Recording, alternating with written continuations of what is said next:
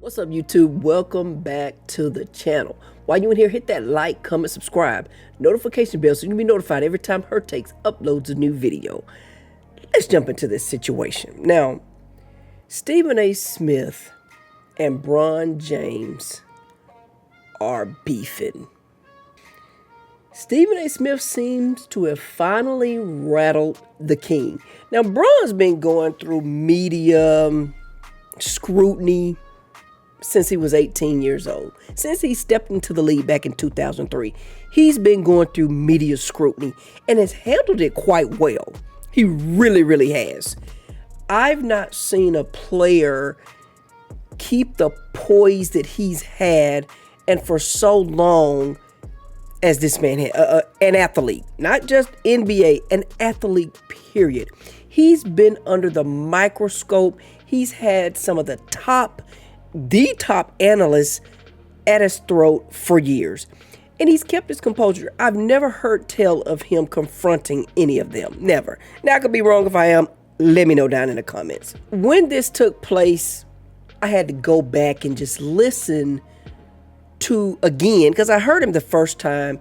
And my first time listening to Stephen A. Smith talk about this situation, in all honesty, I thought he was wrong. I was like, as a LeBron fan, that's what I heard it as. I listened to it with the ears of a huge LeBron James fan. But then when Bron confronted him, and then it went back viral again, and Stephen A. addressed it, I went back and listened to the whole thing over again. Now, this time around, when I listened to him again, I don't feel like he said too much wrong. I really, really don't. The points that he made, they were valid points. Bronny needs to be playing in the G League. Check. That is true. LeBron should step in. As a father, LeBron should step in and, because he had, I'm pretty sure he had say-so in him getting drafted, he should be able to have some say-so and pull whether or not he get minutes. He should only be getting garbage minutes in the NBA. JJ Redick even came out and did a press conference and said he put Bronny in a bad position. Stephen A. even touched on that. With his basketball mind, he should be able to, say something, put in an input. He should have told him, listen, no, do not play him in the first quarter against Tyrese Maxey. Tyrese Maxey cooks Trae Young, DeJounte Murray when we had them. Like, he cooks most guards. So to have the 55 pick guard Tyrese Maxey, they put him in a bad position. So the things that Stephen A. Smith said, in my opinion, weren't bad things. But where I challenge Stephen A. Smith is in his explanation video after Bron confronted him. He said that LeBron James has my number. He could have called me. Well, Stephen A., that goes both ways, because if you truly felt that way, if you feel it truly, that whole antic you did and putting your hand in your head and I'm pleading to you as a father, stop it. If you really truly felt that way, why didn't you pick up the phone and call him and have that conversation with him over the phone? You went to the media. You took it to the media. And that's where I have a problem with Stephen A. Smith, is that he took it to the media. Now, LeBron, yeah, I get it. You felt like you had to step to him. He called you out openly, so you felt like you had to check him openly. I just question, what does that really, in the end, do to and for Bronny? Is it going to make it worse for him in the league? Because now guys are going to know that your daddy taking up for you.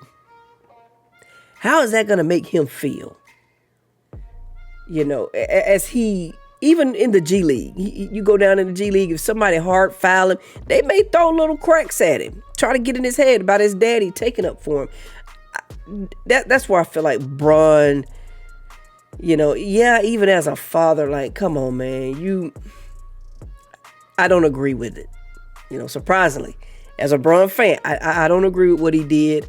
I wish that he could have, took the high road one more time. one more time, and maybe even though Stephen A. Smith didn't do it the right way, go ahead and call him, or you could have requested for him to come back after the game, away from the cameras, and y'all had a conversation.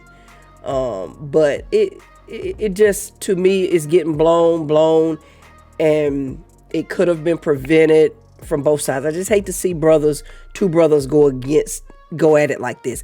I didn't know until Stephen A. said it, in his explanation video, that they've never really, I should have known, because Stephen A. has always came for Bron's throat. Stephen A., Skip Bayless, the top two analysts, NBA analysts, in my opinion, they've always came for this man's throat for years. They have.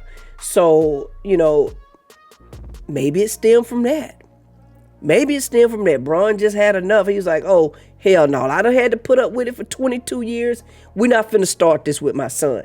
Maybe that's how he felt, but I just feel like that's something that should have been done behind closed doors, starting with Stephen A. Smith. Stephen A. Smith could have given Bron a call and had the conversation. He could have started it there.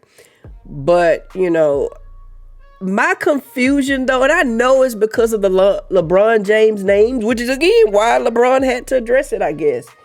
He's like, we're not finna start this with my boys. But Bronny is the 55th pick. And we scrutinize him more than we do Zachariah Rizashea. He's on our squad.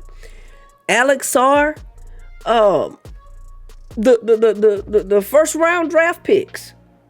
He get more scrutiny than they do. And trust me, Zach has frustrated me a lot this season. He really has. But no one's talking about Zach and Alex. You don't hear about them on these shows.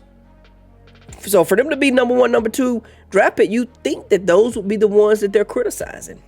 They're giving them boys time to develop, but they're not giving the 55th pick time to develop. That's the part that really, really irks me about it. Give Bronny time. Let the young man develop. And I understand why JJ Redick and the Lakers felt like they had to play him, but I really have to go back and look at the highlights of that game, the roster that they had. I know they had a lot of injuries. Bronny was cooking during that time in the G League, so they called him up. That's how guys get their opportunity. But didn't they have Oliveira at that time? Or was that when they had just cut him? Not sure. Maybe some Laker fans could let me know. But I feel like Olivari would have been a better choice.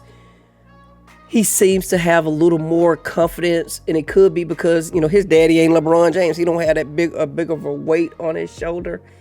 But a Tyrese Maxey would have even cooked that boy. LeBron just felt like, because the way Stephen A. Smith started it off, as a father, listen to me, stop it. You're questioning his fatherhood.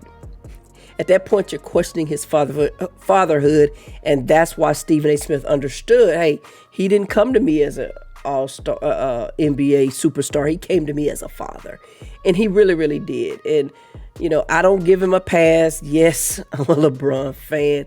I don't give him a pass for that. When I saw that video circulating, because I watched the game in real time, but I didn't see that happen. But when I saw that circulating, I thought, oh my God, I knew it was going to end bad. That wasn't a good idea. Wasn't a good look, Bron. Wasn't a good look, Go James. But anyway, that's all I got. Don't forget to like, comment, subscribe to the channel if you're new. And as always, stay safe. On to the next one. Peace.